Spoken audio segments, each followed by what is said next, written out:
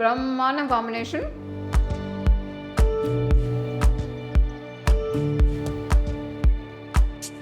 అందరికీ నమస్కారం. నేను మీ హేమ సుబ్రహ్మణ్యన్. హోమ్ కుకింగ్ తెలుగుకి స్వాగతం. ఈరోజు మనం కీర దోసకాయలతో ఒక స్పెషల్ టిఫిన్ రెసిపీ చూడబోతున్నాం. కీర దోసకాయలతో ఇడ్లీలు ఎప్పుడైనా ట్రై చేశారా? అయితే రండి, ఇవాళ మనం ఈ స్పెషల్ టేస్టీ అయిన ఇడ్లీలు కీర దోసకాయలతో ఎలా చేసుకోవాలో చూద్దాం. ఈ రెసిపీకి నేను 2 మీడియం సైజ్ కీర దోసకాయలు తీసుకున్నాను. వీటిని మనం ఫస్ట్ గ్రేట్ చేసుకోవాలి.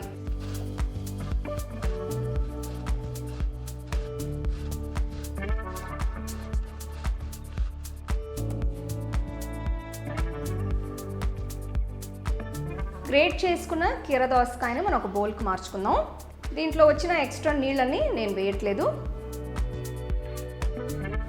ఇది తీసి పక్కన పెట్టేద్దాం. మిక్సీ జార్లో 1 కప్ అంతా తురుముకున్న ఫ్రెష్ కొబ్బరి వేస్తున్నాను. దీంతో పాటు ఒక పెద్ద పచ్చిమిరపకాయ తుంచి వేస్తున్నాను. ఈ రెండింటిని ఒక 2 సార్లు పల్స్ చేసుకోండి, సరిపోతుంది. మనకి జస్ట్ ఒక కోర్స్ మిక్స్చర్ కావాలి. రుబ్బుకున్న కొబ్బరి పచ్చిమిర్చిని ఒక బౌల్కి మార్చి పెట్టుకోవాలి. ఇప్పుడు మనం పిండిని రెడీ చేసుకుందాం. బౌల్లో గ్రైండ్ చేసిన కొబ్బరి మిక్స్చర్ వేసి నెక్స్ట్ దీంట్లో ఒక చిన్న ముక్క అల్లం సన్నగా తరిగి వేసుకోవాలి.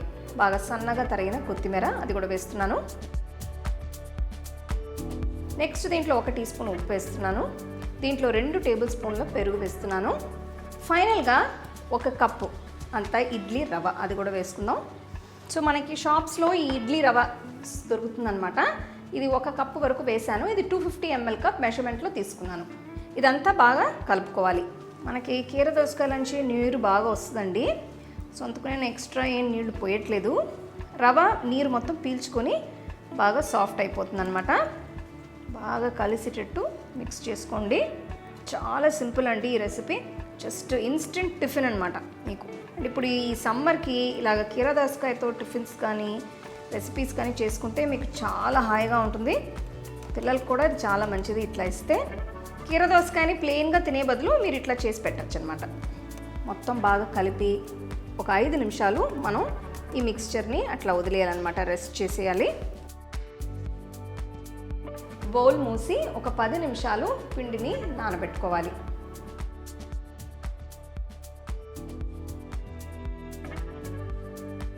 సో 10 నిమిషాల తర్వాత చూడండి, మనకి పిండి కొంచెం నానిందనమాట. మరీ మెత్తగా గుజ్జుగా ఉండకూడదు. కొంచెం ఇట్లా డ్రైగా ఉంటేనే మనకి ఇడ్లీలు కొంచెం మెత్తగా వస్తాయి. సో పిండి మనకి ఈ టెక్స్చర్లో ఉంటేనే బాగుంటుంది. ఇప్పుడు నేను ఇడ్లీ ప్లేట్లో పిండి వేయబోతున్నాను.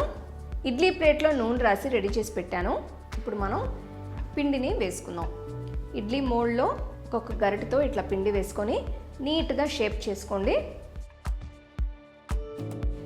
సో మీరు చూస్తే కొంచెం పిండి మరీ మెత్తగా గుజ్జుగా లేదు, కొంచెం డ్రైగానే ఉంది. ఈ పర్టికులర్ ఇడ్లీకి పిండి ఇలా ఉంటేనే మనకి బాగా వస్తుంది అనమాట. ఇప్పుడు ఇడ్లీ ప్లేట్ రెడీ అయిపోయింది. మనం స్టీమర్లో పెట్టుకుందాం. సో ఇవాళ మనం చేసేది ఇన్స్టెంట్ ఇడ్లీలు కాబట్టి పిండి మీరు అప్పుడప్పుడు కలుపుకొని ఫ్రెష్గా చేసుకుంటే ఇడ్లీలు బాగుంటాయి. పిండి ముందే మిక్స్ చేసి ఫ్రిడ్జ్లో పెట్టొద్దు. రెడీ చేసుకున్న ఇడ్లీ ప్లేట్ని స్టీమర్లో పెట్టి ఒక 8 నిమిషాలు ఉడకపెట్టుకోవాలి. ఇలాంటి ఇన్స్టెంట్ టిఫిన్ రెసిపీస్ మీరు ఇంట్లో ఏమేమి నార్మల్గా చేసుకుంటారో నాకు కమెంట్ సెక్షన్లో చెప్పండి. 8 నిమిషాల తర్వాత నేను ఇప్పుడు ఇడ్లీ స్టీమర్ ఓపెన్ చేసి చూడబోతున్నాను. ఇడ్లీలు చూడండి బాగా ఉబ్బి ఎంత పర్ఫెక్ట్గా వచ్చాయో.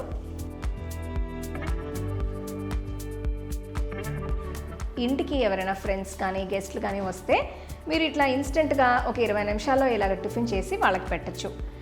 చాలా ఎంజాయ్ చేసి తింటారు. మీకు నచ్చిన చట్నీతో మీరు ఈ ఇడ్లీల్ని సర్వ్ చేసుకోవచ్చు.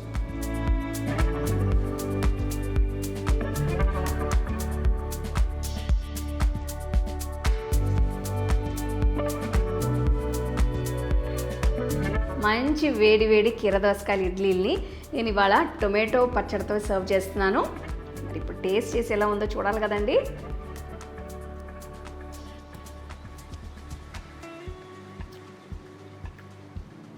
బ్రహ్మాండ కాంబినేషన్. ఇడ్లీలు అయితే భలే రుచిగా ఉన్నాయి. పర్ఫెక్ట్ టేస్ట్ అనమాట. ఫ్లేవర్ అంతా కూడా ఆ టొమాటో చట్నీతో పాటు అదిరిపోయిందండి.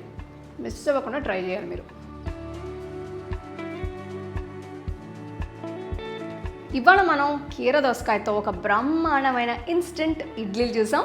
తప్పకుండా ఈ రెసిపీని ట్రై చేసి ఎలా ఉందో నాకు చెప్పండి. మరొక మంచి రెసిపీతో మళ్ళీ మిమ్మల్ని కలుస్తాను. అంతవరకు సెలవు. మీకు ఈ వీడియోలో నేను యూజ్ చేసే ప్రోడక్ట్స్ నచ్చితే కింద ట్యాగ్ చేశాను, చెక్ చేసి చూడండి. The second edition of the home cooking book is now available on Amazon as well as on shop.homecookingshow.in.